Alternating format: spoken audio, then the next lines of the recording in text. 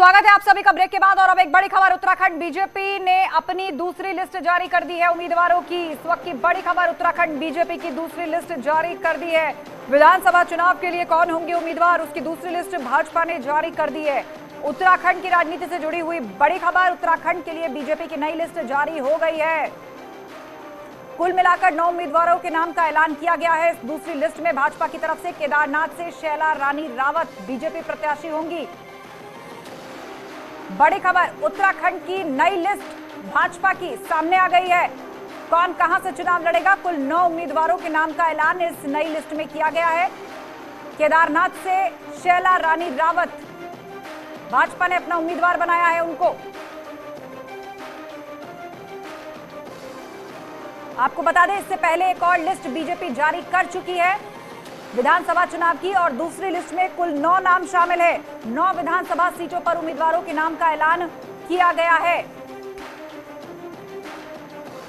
तो इस वक्त की बड़ी खबर, उत्तराखंड बीजेपी की दूसरी लिस्ट जारी हो गई है। केदारनाथ से श्रीमती शैला रानी रावत, उम्मीदवार का नाम झबरेड़ा से राजपाल सिंह, पिरंग कलियार से मुनीश सैनी, कोटद्वार से ऋतु भूषण खंडूरी को टिकट मिला है। रानीखेत से प्रमोद नैनवाल, जागेश्वर से मोहन सिंह मेहरा, लालकुआं से मोहन सिंह बिष्ट मैदान में होंगे। तो हल्द्वानी से जोगेंद्र पाल सिंह रौतेला चुनावी ताल ठोकेंगे। रुद्रपुर से शिव अरोड़ा को उम्मीदवार बनाया गया है भाजपा की तरफ से। तो आने वाले विधानसभा चुनाव के लिए भाजपा ने अपनी दूसरी लिस्ट जारी की है उत्तराखंड के अंदर, जिसमें कुल 9 नाम शामिल है। विधानसभा सीट केदारनाथ, शैला रानी रावत को टिकट दिया गया है। झबरेड़ा से राजपाल सिंह को टिकट दिया गया है। पिरंग कलियार से मुनीश सैनी मैदान में होंगे। कोटद्वार से ऋतु भूषण खंडूरी, रानीखेत से प्रमोद नैनवाल, जागेश्वर सीट से चुनाव लड़ेंगे मोहन सिंह मेहरा, लालकुआं से मोहन सिंह बिष्ट मैदान में होंगे। हल्द्वानी से जोगेंद्र पाल सिंह रौतेला मैदान में होंगे। तो रुद्रपुर से शिव अरोड़ा,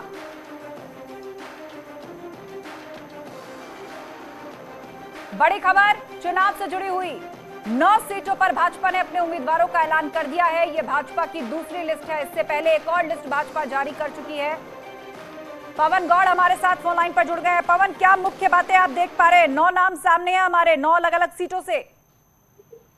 देखिए, पिछली जब लिस्ट बीजेपी ने जारी की थी तो कुछ नाम उसमें रोक लिए थे और बीजेपी इंतजार कर रही थी कि कांग्रेस की लिस्ट जब जारी हो तो उसको देखकर अब बीजेपी अपनी लिस्ट जारी करे।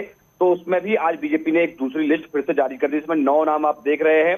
केदारनाथ से, जहां से हरक सिंह रावत हैं, जो टिकट मांग रहे थे केदारनाथ से, वहीं से अब श्रीमती शैला रानी रावत को बीजेपी ने उम्मीदवार बनाया है। उसके साथ साथ कोटद्वार से, ये एक बहुत महत्वपूर्ण सीट है, यहाँ से श्रीमती ऋतु भूषण खंडूरी को बीजेपी ने उम्मीदवार बनाया है। इसके अलावा अगर बात करें हल्द्वानी, यहाँ से जोगेंद्र पाल रौतेला, इनको बीजेपी ने उम्मीदवार बनाया है। तो बीजेपी ने बड़ा ही स्ट्रेटेजिकली अपनी इस लिस्ट को तैयार किया है, क्योंकि बीजेपी ने पहले 60 के आसपास उम्मीदवारों की पहले घोषणा कर दी थी, लेकिन बीजेपी अब इंतजार कर रही थी कि जब कांग्रेस की बची हुई लिस्ट आए तो उसके बाद में हम अपनी लिस्ट की घोषणा करें। जैसे ही आज अब से थोड़ी देर पहले कांग्रेस ने अपनी एक लिस्ट की घोषणा की और अब बीजेपी ने ये अपनी लिस्ट की घोषणा कर दी है। बिल्कुल, तो बीजेपी ने अपनी लिस्ट की घोषणा कर दी है। और मुख्य बात यह कि केदारनाथ, जहां से हरक सिंह रावत टिकट मांग रहे थे, वहां से शैला रानी रावत को उम्मीदवार बनाया है भाजपा ने।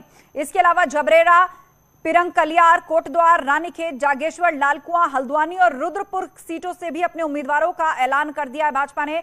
पवन, अब मुख्यतः कौन सी ऐसी सीटें हैं जो रह गई हैं? देखिए, अभी ये बताना थोड़ा जल्दी होगा, क्योंकि अभी बीजेपी ने ये लिस्ट अभी जारी की है, तो अभी ये बता पाना मुश्किल है। लेकिन मुझे लगता है कि अब 2 से 3 ही सीट सिर्फ रह गई हैं, क्योंकि बीजेपी ने पहली लिस्ट की जो घोषणा की थी तो उसमें 59 उम्मीदवारों की घोषणा की थी और इसमें 9 उम्मीदवार की घोषणा की है। तो टोटल जो विधानसभा है उत्तराखंड के अंदर, वो 70 विधानसभाएं हैं। तो ऐसे में से 2 से 3 उम्मीदवारों की ही घोषणा रहना अब बाकी रह गया है। बेशक, तो फिलहाल 9 लोगों का नाम इस लिस्ट में सामने आया है। अब देखना होगा कि प्रतिक्रियाएं किस तरह की मिलती हैं, क्योंकि हर लिस्ट के बाद पवन रूठों की भी बातें सामने आती हैं, बगावती तेवर भी देखने को मिलते हैं। लगभग हर ही पार्टी में देखने को मिल रहा है। फिलहाल ये 9 नाम भाजपा की तरफ से, किसी प्रकार के विरोध का कोई स्वर या आशंका फिलहाल? देखिए, क्योंकि ये लिस्ट मुश्किल से 2 से 3 मिनट पहले ही इस लिस्ट की घोषणा बीजेपी ने की है, तो अभी बहुत जल्दी है किसी के विरोध के स्वर होने पे। लेकिन हाँ, ये चुनाव के टाइम पर आमतौर पर देखा जाता है, जब भी, क्योंकि एक हर सीट से कई सारे उम्मीदवार एक पार्टी से ट्राई कर रहे होते हैं, तो ऐसे में जब किसी एक को मिलती है और अन्य लोग जो है जो निराश होते हैं, तो वो कहीं ना कहीं थोड़ा सा उनका विरोध का असर होता है। लेकिन पार्टी ने इसके लिए पहले से तैयारी की हुई है। बीजेपी की तरफ से सभी जो सांसद हैं, सांसदों को जिम्मेदारी दी गई है कि जो भी उम्मीदवार या सिटिंग विधायक अगर टिकट कटता है तो उनको मनाने की जिम्मेदारी वहां के लोकल सांसद की होगी। और लगातार सांसद जो है पहले से क्षेत्र में बने हुए हैं और सभी लोगों के साथ पहले से वार्तालाप में लगे हुए हैं।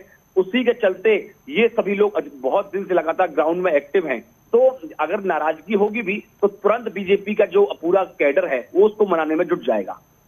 बिल्कुल। तो क्या कुछ सीटें ऐसी भी रही, अभी तक के टिकट बंटवारे को हम देखें पवन, की कुछ सीटें ऐसी होती है जहां 2 से 3 उम्मीदवार जो हैं वो अपनी उम्मीदवारी जता रहे होते हैं या वहां से लड़ना चाहते हैं, पार्टी और संगठन के लिए बड़ी पसोपेश वाली स्थिति होती है। तो क्या ऐसी सीटों पर अभी तक कोई विवाद ऐसा देखने को मिला है भाजपा की, अभी तक जितनी लिस्ट सामने आई है, कि बाद में उसे शांत कराना पड़ा हो या अभी रस्साकशी चल रही हो? देखिए, ज्यादातर सीट पर बीजेपी ने अब से पहले जब पहली जब लिस्ट की घोषणा की थी तो उसमें जो 59 या 60 जो नाम थे उनकी घोषणा बीजेपी ने की थी, तो उसमें कोई विवाद नहीं था कहीं भी।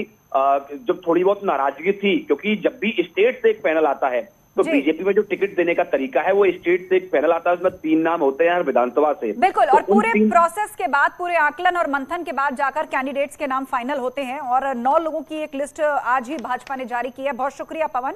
हमारे साथ सुनील नव प्रभात भी जुड़ रहे हैं हमारे सहयोगी देहरादून से फोन लाइन पर।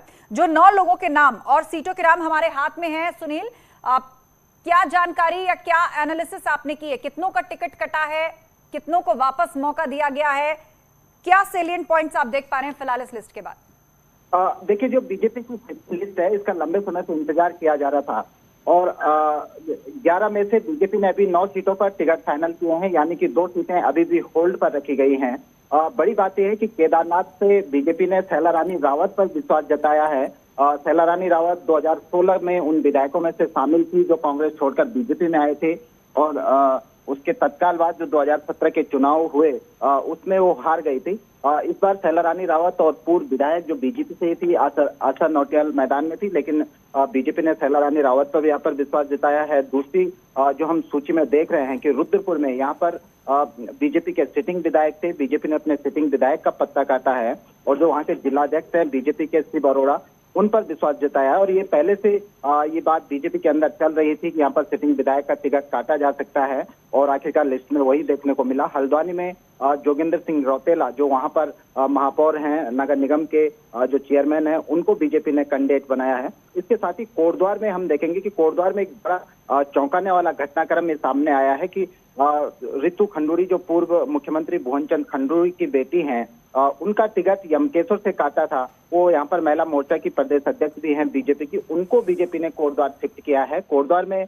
कांग्रेस के जो दिग्गज नेता हैं सुरेंद्र सिंह नेगी वहाँ पर कैंडिडेट हैं। इसी सीट पर सिटिंग विधायक थे हरक सिंह रावत, बीजेपी से जो कैबिनेट मंत्री भी थे, लेकिन वो कांग्रेस में शिफ्ट हो जाने के बाद बीजेपी के अंदर लगातार मंथन चल रहा था कि आखिर सुरेंद्र सिंह नेगी के पैरेलल कौन सा वो चेहरा होगा जिसको वहां पर उनको फाइट दी जा सके। तो हम ये कह सकते हैं कि यहाँ पर ब्राह्मण और ठाकुर का कार्ड खेला गया है। कांग्रेस ने जहां ठाकुर प्रत्याशी को मैदान में उतारा है तो बीजेपी ने उनके पैरेलल ऋतु भूषण खंडूरी को, पूर्व सीएम भुवनचंद खंडूरी की बेटी को यहाँ पर उतारा है। और ये माना जाता है कि यहाँ पर खंडूरी का भी काफी कुछ प्रभाव देखने को मिल सकता है, उसका फायदा बीजेपी को मिल सकता है, क्योंकि खुद भुवनचंद खंडूरी जब मुख्यमंत्री थे तो वो कोटद्वार से चुनाव लड़े थे, तब बीजेपी ने खंडूरी है जरूरी का नारा दिया था और बीजेपी को तब खंडूरी को वहां से हार का सामना करना पड़ा था।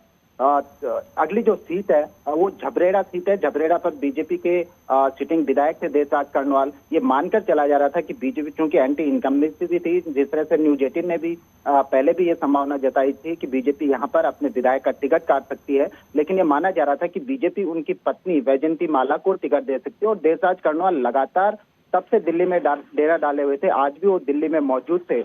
और जिस तरह से पुरोला विधानसभा सीट पर जब पहली सूची बीजेपी की जारी हुई थी तो ये देखने को मिला था कि बीजेपी ने 1 घंटे पहले कांग्रेस से दुर्गेश्वर लाल को तोड़कर बीजेपी ज्वाइन कराई थी और अगले 1 घंटे के अंदर उनको पुरोला से बीजेपी का कैंडिडेट घोषित कर दिया गया था। ठीक यही स्थिति झबरेड़ा में आज हुई।